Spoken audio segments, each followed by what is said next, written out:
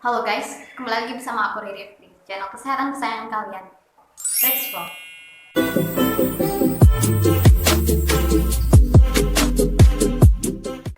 So, kali ini kita akan membahas teori-teori konspirasi tentang imunisasi atau vaksin. Ya, tentunya imunisasi ini banyak yang pro juga banyak yang kontra. Sebelum itu kalian harus tahu dulu apa itu perbedaan imunisasi, vaksin, dan vaksinasi. Jika kalian belum ngerti apa bedanya, kalian bisa lihat di sini. Dan di sini kita akan membahas satu persatu. Pada tahun 1500 diketahui ada sebuah praktek inokulasi smallpox di Cina dari India. Jadi smallpox ini merupakan cacar yang mewabah pada daerah tersebut dan tentunya memakan banyak korban jiwa. Di Cina sendiri, seorang anak kaisar bernama Kang Shi, ketika kecil dia ini mendapatkan inokulasi bakteri, yang mana inokulasi ini merupakan pemindahan suatu bakteri atau virus dari suatu media ke media yang lain. Untuk metode yang digunakan masih sangat sederhana, jadi dari lukanya itu, luka cacar seorang penderita akan dikorek, kemudian digiling, dan yang halus-halus itu ditiupkan lewat hidung, dan ada juga yang ditempelkan di kulit. Dan sebenarnya cukup sulit diketahui praktik ini dilakukan mulai kapan, tapi banyak data yang mengklaim bahwasanya praktik inokulasi bakteri ini sudah diterapkan sejak 200 sebelum Masehi. Jadi udah lama banget. Selanjutnya pada tahun 1661, seorang kaisar Cina bernama Fu Li ini meninggal dunia akibat smallpox tersebut dan digantikanlah oleh anaknya yang bernama Kang Shi, ya, seorang anak kecil yang survive atau selamat dari wabah smallpox tersebut. Dan karena masa kecilnya dia terselamatkan karena inokulasi bakteri yang dilakukan, sehingga dia mensupport metode ini untuk tetap dilakukan dan bahkan menyurati keturunannya untuk tetap mempraktikkan metode tersebut. Inokulasi yang memiliki banyak efek samping mulai ditinggalkan dan berkembang ke vaksinasi, dan bisa kalian lihat di sini banyak banget perkembangannya, bahkan sampai sekarang juga tetap dikembangkan. Termasuk vaksin corona juga sekarang masih diteliti. Oke, itu tentang sejarahnya. Sekarang kita akan bahas teori yang pertama. Kekebalan alami seorang anak ketika dia lahir itu lebih baik dibandingkan kekebalan dapatan dari vaksin. Oke, untuk ngomongin kekebalan ya, tubuh kita akan menghasilkan sebuah kekebalan itu ketika terpapar sebuah penyakit tersebut, misalnya campak. Untuk kebal dari penyakit campak harus terserang dulu dari penyakit campak, yang mana guys, jika kalian terkena penyakit ini, maka kalian akan menghadapi kemungkinan 1 dibanding 500 kematian akibat gejala yang kalian alami. So, resikonya nggak sebanding ya. Kalau pada vaksin, virusnya ini dilemahkan sehingga tubuh kita tentunya akan mampu mengalahkannya dan muncullah kekebalan yang lebih kuat dibandingkan dengan kekebalan alami yang belum tentu survive.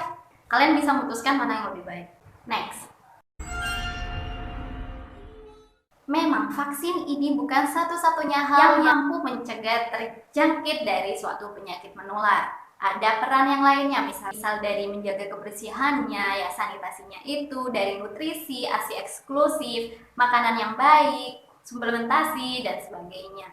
Tapi, setelah dilakukan penelitian dengan mengisolasi faktor-faktor yang lain, didapatkanlah hubungan yang signifikan antara penggunaan vaksin dan pencegahan virus menular. Pada tahun 1963, campak ini merupakan kasus yang cukup tinggi, yaitu sekitar 400.000 kasus di Amerika Serikat. Namun setelah ada pengenalan vaksin campak, angkanya ini merosot cukup jauh. Jadi dari 400.000 turun ke 25.000 pada tahun 1970. Padahal hygiene, kebiasaan sanitasinya orang-orang di sana itu tetap aja. Jadi yang beda cuma ada vaksin, kalau kebiasaannya tetap aja. Iya, vaksin memiliki peran sepenting itu. Next. Hal ini muncul dari sebuah penelitian yang ditulis pada tahun 97 oleh seorang bernama Andrew Wakefield, yang mana setelah ditelusuri lagi nih, ditelaah tuh penelitiannya, diketahuilah bahwasanya terdapat fraud atau penipuan data yang dilakukan oleh Wakefield.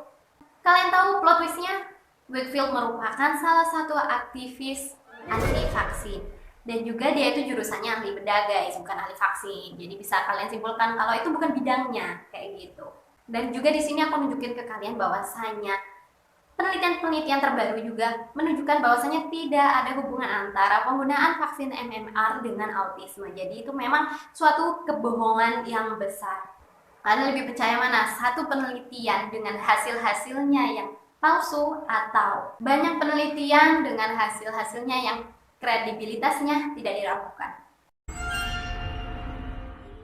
Terlepas dari kekhawatiran tersebut, faktanya, tidak ada penelitian yang kredibel yang meneliti tentang hubungan antara penggunaan vaksin dengan kondisi kesehatan jangka panjang. Jadi di sini memang resiko dari vaksin ini cukup kecil dan kalian harus tahu apa itu KIPI.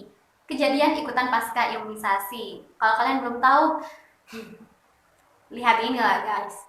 Banyak berita yang mengabarkan anak meninggal setelah diimunisasi dan ternyata sumber penyakitnya bukanlah dari vaksin yang dimasukkan, melainkan penyakit lain yang sudah ada atau KIPI berat yang oleh orang tuanya tidak diwaspadai. Jadi tahu-tahu nih udah dibawa ke rumah sakit udah parah. Mengkambing hitamkan vaksin bukanlah perkara yang tepat. Jadi untuk orang tua yang harus dilakukan adalah mereka harus waspada ketika nih demam pada anaknya itu terjadi pada anak bayi di bawah usia 3 bulan. Kemudian demamnya ini melebihi 3 hari dengan suhu mencapai 40 derajat Celcius. Kemudian sang anak memiliki riwayat kejang demam sebelumnya. Dan juga kalau didapatkan perubahan perilaku pada si bayi ini, jadi misal neteknya jadi kurang, dia jadi lemes atau jadi sering mengantuk, orang tua harus waspada. Dan apabila luka suntikannya itu setelah dikompres hangat, tidak ada perbaikan atau bahkan berdarah, langsung aja dibawa ke fasilitas kesehatan terdekat. Insya Allah kalau segera ditangani tidak sampai mengancam jiwa dan juga bisa mencegah kecacatan tentunya. Sebenarnya di barat sendiri itu juga mereka ada yang pro vaksin, anti vaksin. Jadi kalau kalian bilang vaksin ini akal-akalannya negara barat lah, ngapain mereka juga memperdebatkan hal ini. Dan kalau ada yang bilang ini tuh konspirasi Wahyudi, halo, kalian tahu nggak kalau ulamanya Wahyudi Ortodoks mereka itu ya hampir sama dengan ulama kita yang anti dengan babi. Jadi mereka itu babi itu haram, sehingga mereka juga tidak menggunakan vaksin. Bahkan ketika saat itu campak ini mewabah di sana, mereka tetap menolak penggunaan vaksin. Dan kebohongan lain yang dikatakan bahwasanya ini akal-akalan mereka untuk mendapatkan uang. Hello, kalian tahu nggak sih kalau vaksin-vaksin kita ini dibuat di Indonesia sendiri di pabrik yang namanya PT Bio Farma. Dan pabrik kita ini produknya itu dibeli oleh 120 negara, termasuk 36 negara Islam di dalamnya.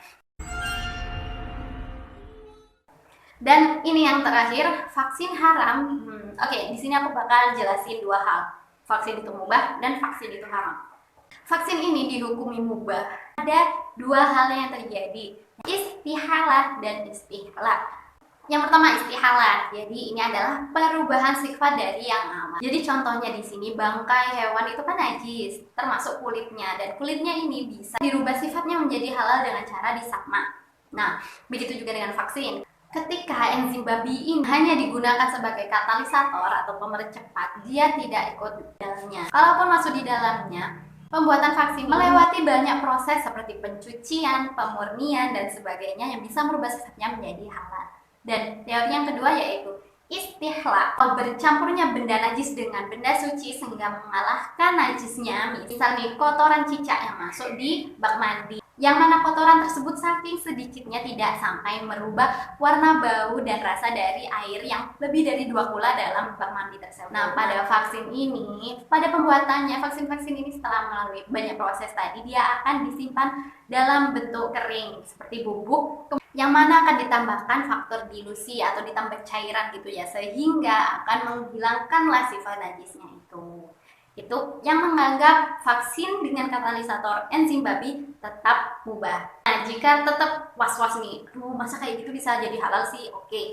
Misal kita mengalah, ya udah pakai katalisator enzim babi tetap haram. Oke, kalau kita ngomongin vaksin ini haram, maka pengobatan dengan yang haram itu diperbolehkan dalam keadaan terdesak atau tidak ada pengganti mubah yang lainnya. Jadi gimana guys, kalian apakah pernah terfikirkan untuk ikut gerakan anti vaksin atau mulai sadar kalau sesungguhnya anti vaksin ini merupakan kebohongan belaka? Dan untuk kalian yang masih kekeh dengan anti vaksinnya, oke lah, emang negara nggak ngewajibin buat kalian wajib vaksin, emang nggak wajib, dan itu dikembalikan ke masing-masing jadi haknya. Dan misal kalian memilih untuk nggak vaksin, monggo. Tapi dengan syarat, jangan nyampah, jangan jadi beban negara ketika anak Anda tertular. Ya naudzubillah. Kan ada namanya kemungkinan ketika tertular suatu penyakit menular, jangan sampai menulari anak-anak yang lainnya sehingga mencetuskan sebuah wabah.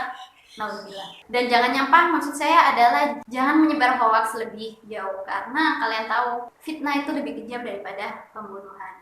So, ini ending dari video aku, semoga bermanfaat. Kalau menurut kalian masih ada unek-unek nih yang mau disampaikan, kalian bisa komen di bawah. Kalian juga bisa request mau bahas apa lainnya. Vaksin corona, konspirasinya, kalian bisa komen di bawah, atau kita bahas yang lain aja yang lebih santai. Jadi guys, kalau menurut kalian video ini bermanfaat, jangan lupa like-nya, share juga ke teman-teman kalian, dan juga subscribe channel ini karena aku bakal update video terbaru yang lebih bermanfaat buat kalian. Terima kasih dan sampai jumpa.